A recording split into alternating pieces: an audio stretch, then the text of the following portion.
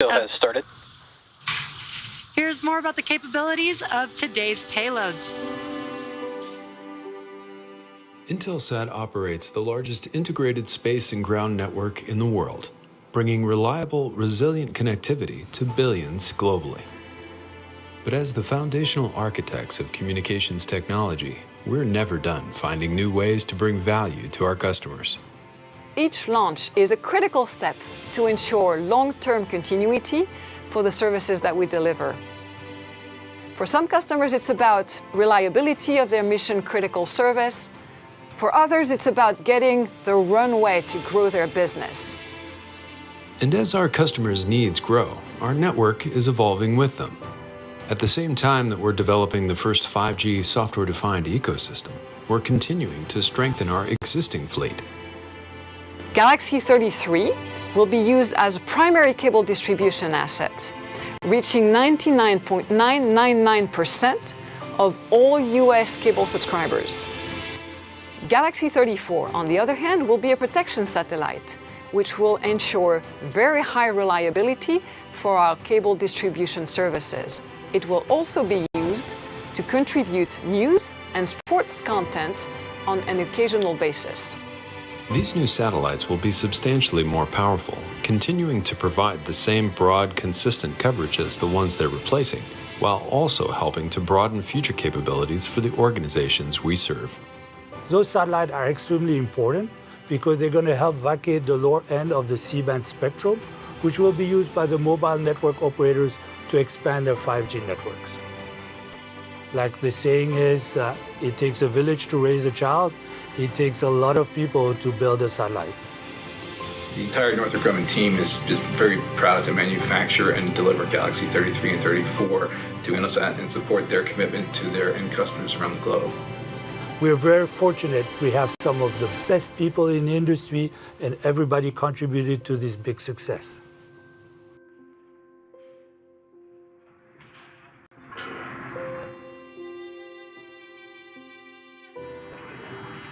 Now we are currently awaiting the retraction of the transport erector, which should begin here shortly.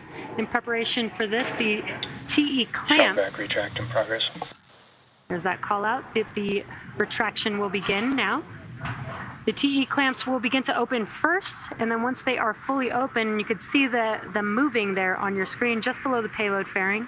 Once that is fully open, then the TE can begin to retract away from the vehicle. T0 ground hydraulic systems will pull the TE even further away from Falcon 9 as it lifts off. And really incredible view of the vehicle with the sunset in the background. Looks like the clamp arms are now fully open, so the TE is moving very slowly, but it is moving away from Falcon 9. Now the first stage is connected to a launch mount at the base of the TE, but the structure is hinged and it will retract away even further away in preparation for launch.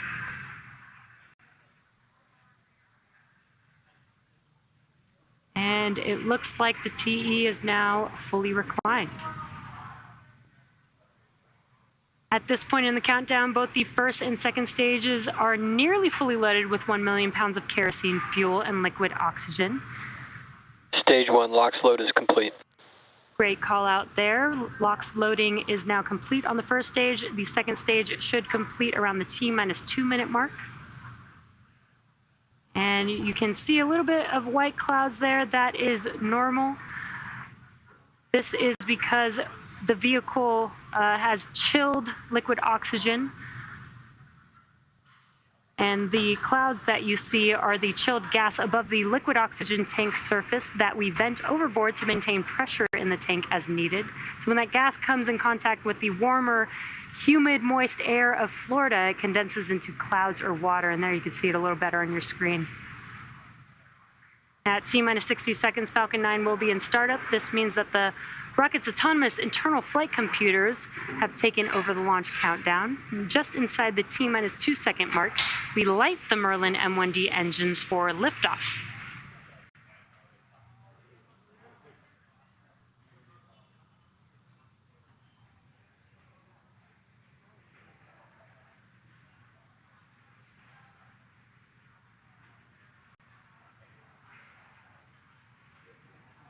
Stage 2 LOX load is complete.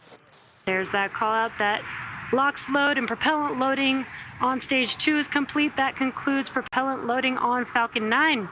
The Intelsat Galaxy-33, Galaxy-34 payload continues to be healthy, and the Falcon 9 team is tracking no issues on the vehicle. Weather is still looking good Ground gas closeouts. Weather is still looking good for T0, and the range is green for launch. With that, we are proceeding into just the last minute of the terminal count. We are coming up on Falcon 9 in startup. Again, that is where the internal flight computers take over the launch countdown. And the first and second stage will also begin to pressurize for launch. Falcon 9 is in startup. There's that call out. Now just waiting for the launch director's last call.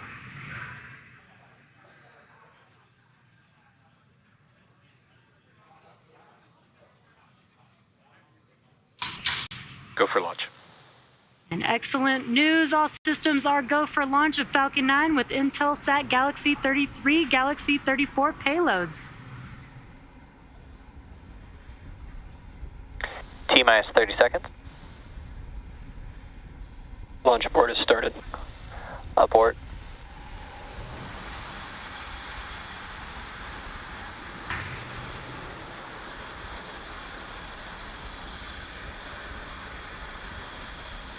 And as you just heard on the countdown, we have a hold. The launch countdown has aborted. We are going to check in with the teams to see if we can get a little bit more information, and we will see if we can bring some information back to you.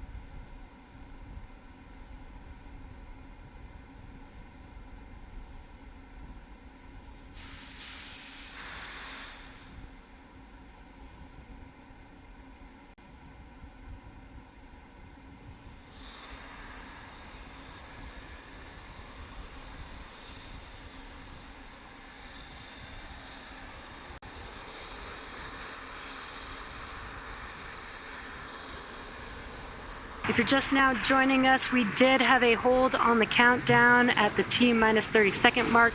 We are still awaiting a little bit more information from the team, so just give us a moment and we will get back to you.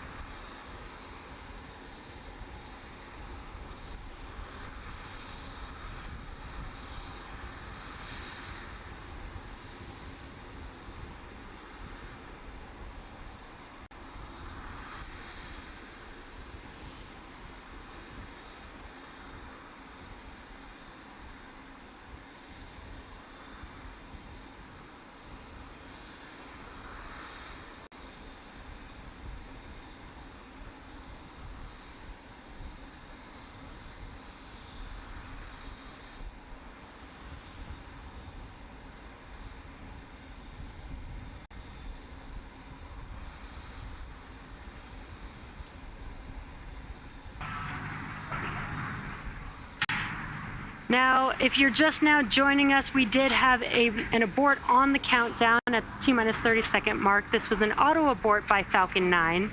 Now, prior to the countdown was proceeding nominally. Now, keeping in mind, the purpose of the countdown is to help us catch potential issues prior to flight. There are thousands of ways a launch can go wrong and only one way that it can go right. Given that we are overly cautious on the ground, and if the team or the vehicle sees anything that looks even slightly off, they'll stop the countdown. Now, overall, the vehicle and payload are in good health. The next launch opportunity is tomorrow at 7:06 p.m. Eastern Time. Hopefully, you'll join us again for our next launch attempt. Until then, thanks for joining us today, and we'll see you again next time.